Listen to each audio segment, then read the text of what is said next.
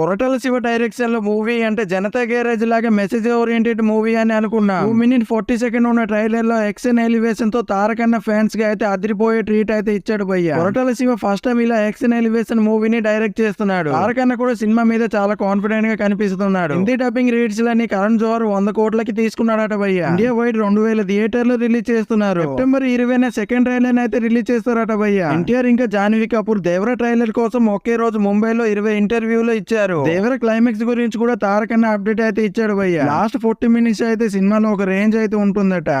40 minutes of Devara is going to rock you all. తారకన్న ఆ scene అని theatre లో చూడడానికి చాలా ఎక్సైటింగ్ గా ఉన్నాడట. సినిమా రిలీజ్ అయ్యాక తారకన్న ఫ్యాన్స్ ఖచ్చితంగా కాలర్ ని ఎగరేస్తారు భయ్య. దేవరా అనే చిత్రం రిలీజ్ లేట్ అయినా సరే రేపొద్దున మీ అందరూ గర్వంగా కాలర్ ఎగరేస్తారు. జాన్వి కూడా ఎన్టీఆర్ టాలెంట్ చూసి ఫ్యాన్ అయిపోయిందట భయ్య. I think I've become a bigger fan of him after having worked with him.